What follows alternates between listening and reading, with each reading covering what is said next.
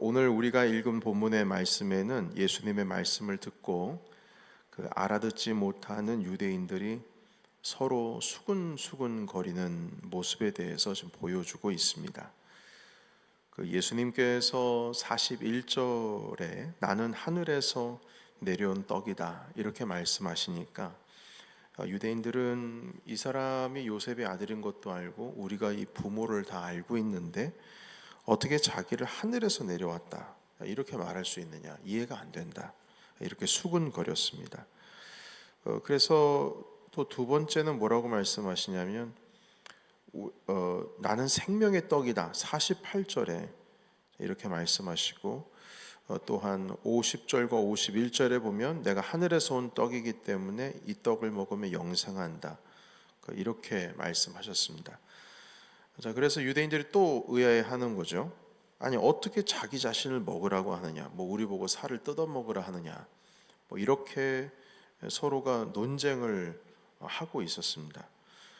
여러분, 온통 이게 유대인들이 이해할 수 없는 말씀들이죠. 그래서 당시에 로마 사람들은 이 기독교를 오해하기도 했습니다. 종교적인 제의 의식으로서 이 사람들은 인육을 먹는 사람들이다 이런 소문이 로마에 퍼지기도 했습니다. 그래서 그리스도인들을 차별했고, 그리고 혐오했고, 그리고 핍박을 했습니다. 여러분, 인육 먹는 사람들이랑 어떻게 같이 지낼 수가 있겠어요? 그런데 그게 기정사실처럼 로마 사람들에게 인지가 되었고 그런 소문이 퍼지게 되었습니다. 그런데 우리는 이 뜻이 뭔 뜻인지 압니다. 주님의 생명의 떡이다, 주님의 양식이다, 이 말씀이 무슨 뜻인지 알죠? 주님께서 하늘에서 온 자다, 하나님께로부터 온 자다, 이 뜻이 무슨 뜻인지도 압니다. 그때 당시 유대인들은 수군거리기도 했고 서로 이해할 수가 없어서 서로 논쟁하기도 했었지만 우리는 압니다. 예수 그리스도께서 하나님의 아들이고, 그리고 주를 믿는 자는 구원을 얻는다는 정말 가장 간단하고도 명료한 진리의 말씀인 것입니다. 복잡하게 여러분 41절 우리가 읽은 59절까지의 말씀 장황하게 기록이 되어 있지만, 이 말씀, 내가 하늘로부터 오는 생명의 떡이다, 나를 먹어야 영생을 얻을 수 있다, 이 말씀을 간단하게 한 줄로 요약 정리한다면 주님은 하나님의 아들이다, 그리고 그리스도를 믿는 자는 영원한 생명 구원을 얻는다, 이 한 줄로 딱 요약을 할 수가 있어요. 여러분, 이렇게 간단하고 명료한 진리를 이해하지 못한 유대인들에게 예수님께서 공을 들이며 이 설명은 하긴 하시는데, 여기서 우리가 한 가지 알게 되는 것은 무엇이냐면, 예수님께서 당시 유대인들을 이해를 시키려고 노력을 하신다기보다는 이 영적인 것을 그대로 그냥 영적인 것으로 설명하신다는 것을 발견을 하게 됩니다. 예를 들면 예수님이 나는 생명의 떡이다 그러면, 여기서 이 생명의 떡이라고 하는 것은 이런 뜻으로 말한 거야. 하늘에서부터 왔다라고 했을 때 하늘에서부터 왔다는 것은 이런 의미를 말하는 겁니다. 영생을 얻는다라고 얘기할 때는 이런 건 영생이 온다는 의미는 이런 것이고요. 그리고 나를 먹으라고 했을 때 이 나를 먹으라는 뜻은 이런 뜻입니다.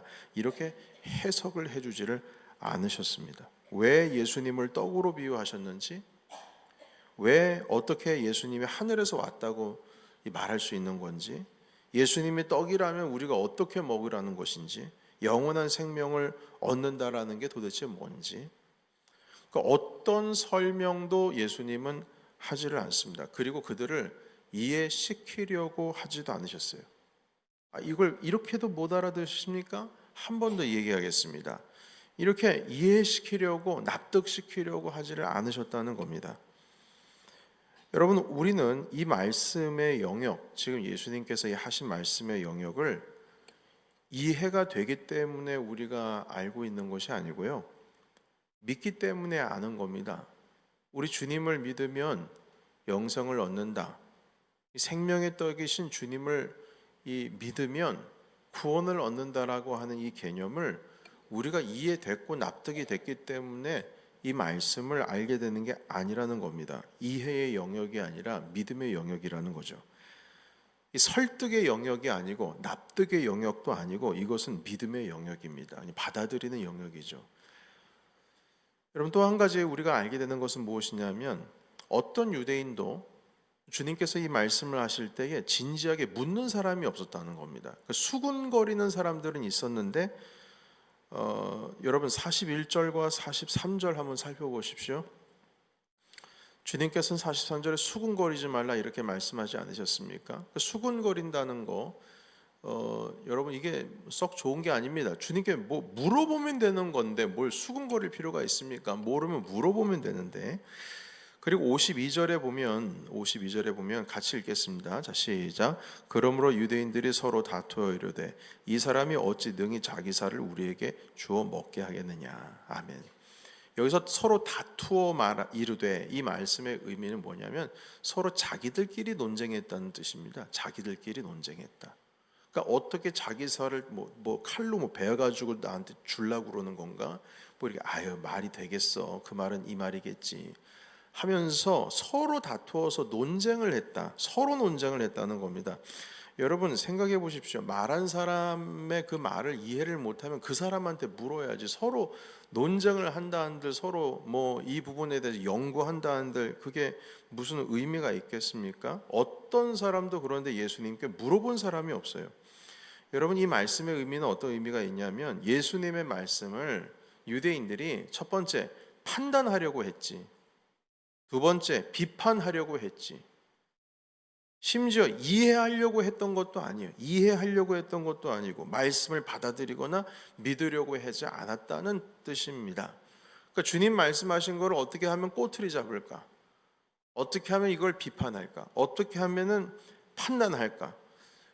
이렇게만 생각을 했지 심지어 이해하려고도 하지 않았고 이 말씀을 믿으려거나 받아들이거나 전혀 하지를 않았습니다. 여러분 주님의 말씀이 우리 삶 가운데 생명이 되고 우리를 살리는 양식이 되기 위해서는 이 말씀을 향해서 우리가 마음을 열어야 됩니다. 그때 당시 어떤 사람들은 이제 표적을 많이 구했습니다. 이것저것 표적을 보여주셨는데 주님께서 보여달라고 했을 때 표적을 보여주셨지만 너희들이 도저히 믿지를 않는다 이런 말씀하셨습니다. 지난주가 한번 생각을 해보세요. 모세의 말, 하늘에서 주신 말도 믿지 아니하는데 어떻게 내 말을 믿느냐? 그렇게 말씀하셨죠. 그러니까 여러분 보고 믿는 것이 아닙니다. 사실은 주님께서 무슨 아무리 수없이 많은 표적을 보인다 할지라도 믿지 않는 사람들이 있었어요. 그래서 주님께서 마지막에 뭐라고 하셨냐면 내가 너에게도 줄 표적은 이제 다 보여줬다. 이제 표적 한 가지 남아있는데 그것은 요나의 표적 외에는 없다 이런 말씀하셨습니다. 그 표적이 요나의 표적이라는 의미는 십자가에서의 죽으심과 부활에 대한 표적이겠죠. 그러니까 주님께서 아무리 표적을 보여주셔도 마음 문 열지 않으면 말씀이 되는 게 아닙니다. 그래서 여러분 우리가 이 생명을 살리는 양식 주님께서 우리에게 정말 이 떡이 되기 위해서 우리가 영원한 생명을 얻기 위해서는 보여달라고 내 눈을 열어가지고 뭔가 물리적으로 내 눈에 기적이 일어나야 그것이 믿음의 말씀으로 다가오는 것이 아니고요. 애초부터 우리의 마음을 열어야 합니다.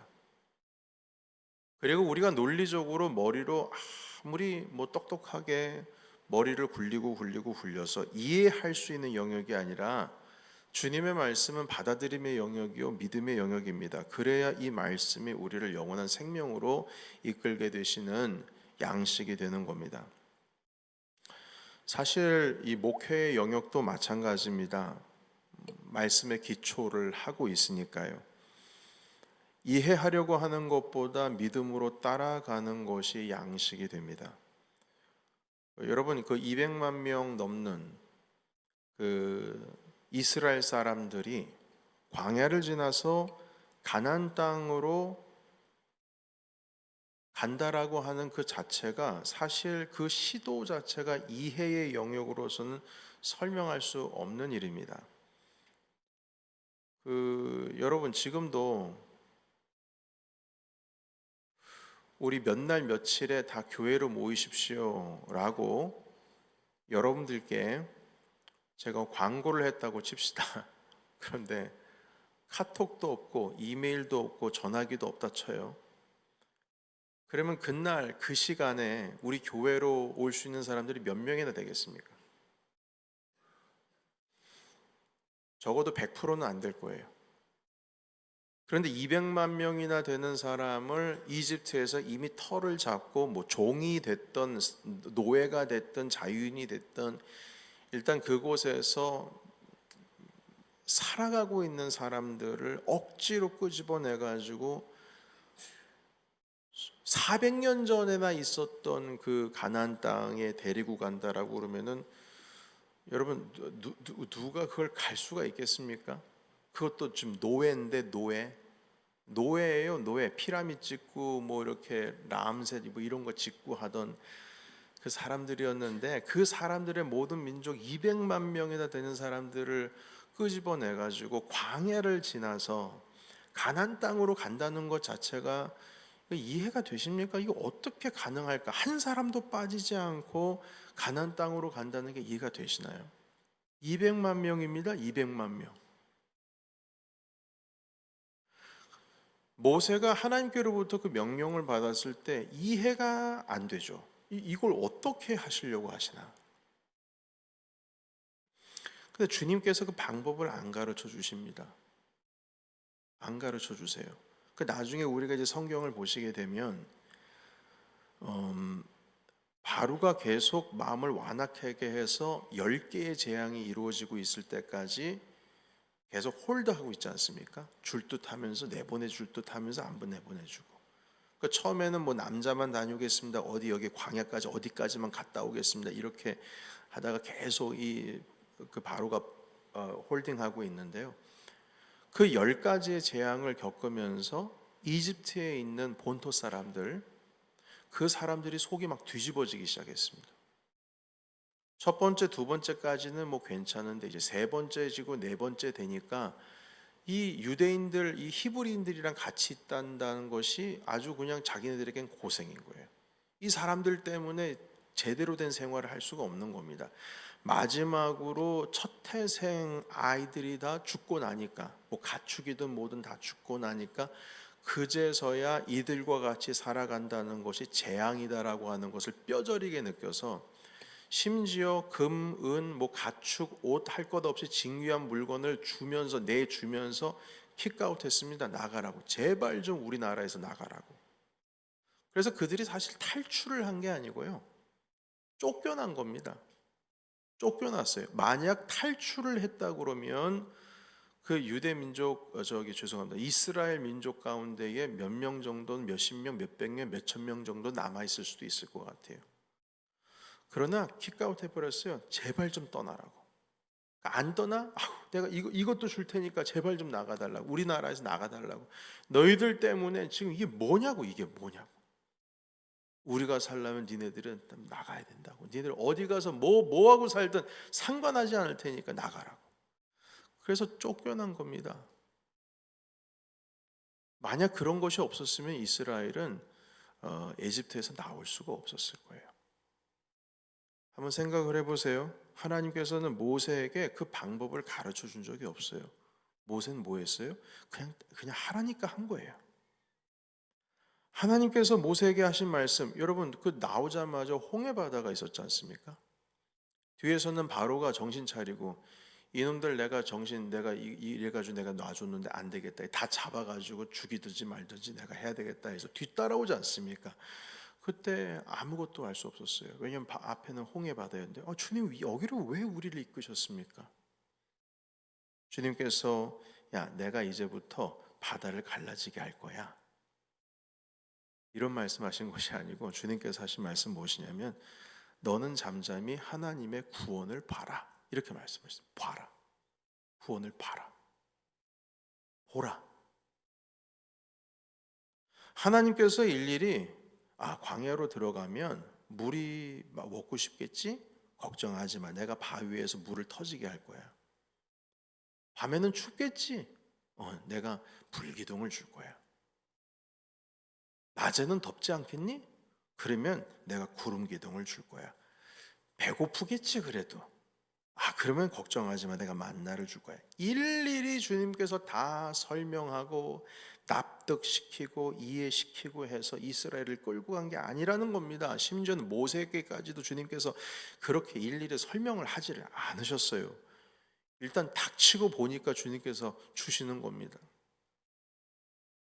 가나안 땅에 만약에 들어가게 된다면 그 땅에 거민들이 이미 있었을 거 아닙니까? 400년 동안 지났는데 그 땅 가운데 200만 명이 갑자기 몰려 들어간다고 생각해 보세요. 여러분, 우리 난민들 지금 밑에서 올라오는 것도 감당이 안 돼가지고 다들 그냥 입이 쭉 나와 있는데, 독일도 마찬가지고 프랑스도 마찬가지고 이태리도 마찬가지고 지금 난민들 때문에 난리도 아니지 않습니까? 전 세계가.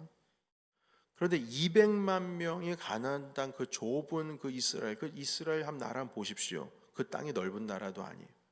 그 땅 가운데 200만 명이 들어간다고 생각을 해보세요. 이게 이해가 됩니까? 거기 땅에 있는 민족들은 어떻게 해결할 것이며 그 대단한 행렬이 될 텐데 지나가면서 그 나라와 민족들과 족속들을 다 어떻게 할 겁니까? 모세는 자기를 따르는 사람들이 이런 질문을 했을 때 아무런 설명을 할 수가 없었습니다. 왜요? 모세도 몰라요. 어떻게 될지 몰라요. 하나님께서 이스라엘을 이집트로부터 이끄실 때에 어떤 논리와 이해로 이끄신 게 아닙니다. 바로에게도 그 부분의 영역으로 설득을 한 것도 아닙니다. 단순히 말씀하십니다. 바로에게는 보내라. 모세에게는 단순히 말합니다. 모세는 따라와라. 하나님은 모세에게 단순하게 또 말씀하십니다. 너는 보리라. 여러분, 우리가 하나님이 하시는 일을 보려고 한다면 이해가 아닌, 납득이 아닌 믿음의 영역으로 발동이 되어야 될 줄로 믿습니다. 오늘 이 시간부터 이제 화요일부터 토요일까지 있는 새벽 기도회는 7시까지 이제 우리가 문을 열어둡니다. 여러분께서 더 오랫동안 기도하고 싶으시면 오늘부터 그렇게 하실 수가 있습니다. 저는 오늘 여기에 모여 계신 여러분들께서 기도를 하실 때 하나님, 우리 교회의 이 믿음의 영역이 발동되기를 원합니다. 이 믿음의 영역이 개발되어지고 이 믿음의 영역이 열리기를 원합니다. 이렇게 기도해 주시기를 간절히 바랍니다. 지난 주일날 우리 그 첫 번째 순모임을 했는데 들리는 피드백이 있어요. 어려웠다. 우린 너무 좋았다. 어려웠다라고 하는 분들도 있었지만 참 좋았다라고 말씀하시는 분들도 있으셨어요. 그리고 이 1시간 기도에 대해서 또 어떤 분들은 이게 될 수 있을까? 해야지. 여러분, 그냥 믿고 따라올 수 없겠습니까?